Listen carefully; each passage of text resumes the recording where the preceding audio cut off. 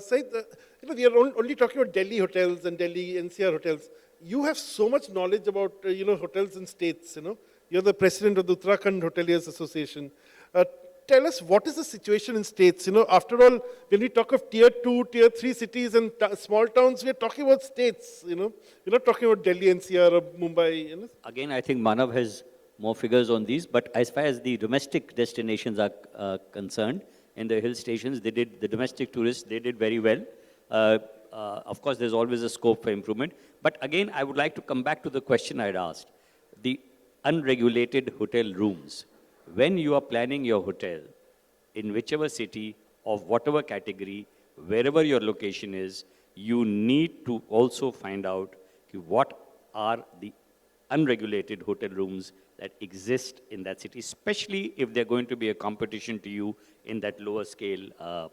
But do you think, branding them, do you think like, brands branding like... definitely has its advantage. That would be a yes, next... sir, yeah. Premier Inn, Choice Hotels. Branding versus family-run or family-owned hotels Yeah. is going to be the next challenge. One of the challenges for your vision to 2020 would be that more branded products are coming into this market, like Manav talked about Formula One, Ginger, Red Fox of Lemon Tree. These Ibis is already here, and they will be a challenge in the to the budget hotels, which are individually run budget hotels, and the owners or the management will have to take a call whether they want to spruce up, be a part of this, or they would like to be good enough to exist individually.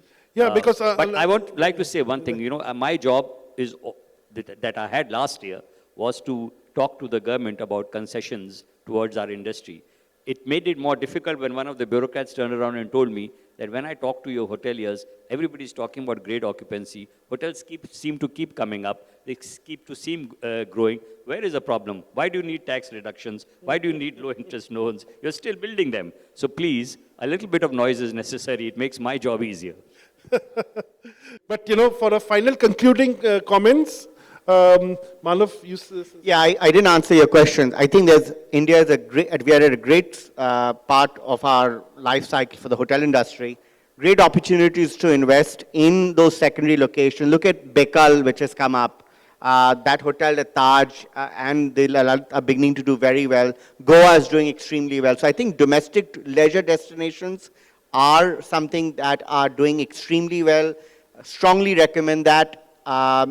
And I agree that for some of those locations, there has to be a strong PPP model where maybe a market like Goa, the government can come forward and say, these are 100 acres and we allow these 10, 15 hotels to come up and carve that out and kind of bid that out, much like what Dial has done. May not work so much in the city locations, but certainly in these new leisure destinations, that's the way to go, because even Bekal was done that way. So I think I'm very, very bullish. To close off, we at HVS believe we are always the first station in a life cycle of a hotel. So if we are busy, that means the industry is going to get busy. And we have just closed one of our best quarters in terms of new business development, and a lot of it is feasibility-led. So I think the good times are coming, as they say. So that's a very good note. Kapil, the eternal optimist. Yeah, so I'd say, look at last mile execution. Look at simple things like, look at the location of the Aero City. Now, it can't be reversed or whatever, but there was a lovely land plot, like Mr. Bhandari was saying, close to Dwarka, which is pretty much next to the airport, which was a convention center. Absolutely. Okay, build a great convention center. Means everybody knows that Germany is one of the toughest markets to operate hotels in. High wage costs, very low profitability.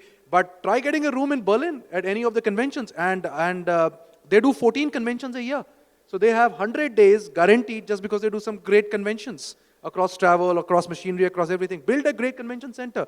Look at the problem that we've had in Hyderabad. But Hyderabad, every single time there's a convention, the entire city gets sold out. Means that would really, help things going forward.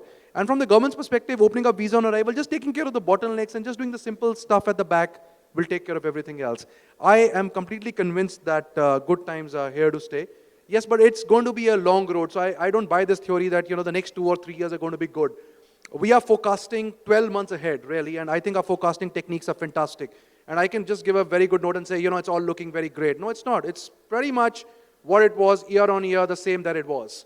Everything else, let's not get swept away by the hype, Okay, this visa on arrival just started. Maybe it starts impacting 6 months later.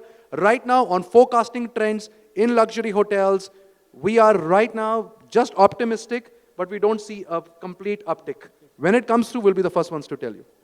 Fantastic. That's a very good note, I think. A note of caution. Thank you, Kapil, for making my job easier.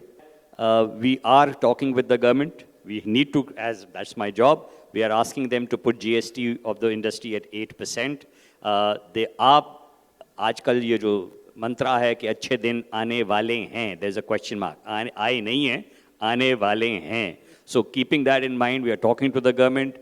We are asking for 8% GST for the tourism industry. We are asking, and as the Secretary said today, to reduce the infrastructure status from 200 crores to 25 crores. If these things happen, the visa on arrival gets not only visa on arrival, the visa, electronic visa authorization, which is a step ahead of visa on arrival, by which you just have to come to the counter and get your visa. You don't have to stand in any line, as the gentleman earlier was talking, in the visa on arrival queue. Your visa is already, electronic visa is already with you before you leave your country. All these are great steps. They should increase the volume of traffic in India. But the question, where to build a hotel for the next 3 years, where you want to, what kind of a hotel you want to build, I think we should pay attention to the experts here who have given us these figures. And again, I repeat, and I keep on repeating, keep an eye on the non-mainstream inventory in your city, because they are going to be, and they will continue to be your competition till you wipe them off, which is some time to come. Thank you. Very important note. Take care of the unsegmented segment. It's really sort of the huge mass out there, which no one knows about. Kartik here? Well, everyone's spoken a lot about government, so I won't do that.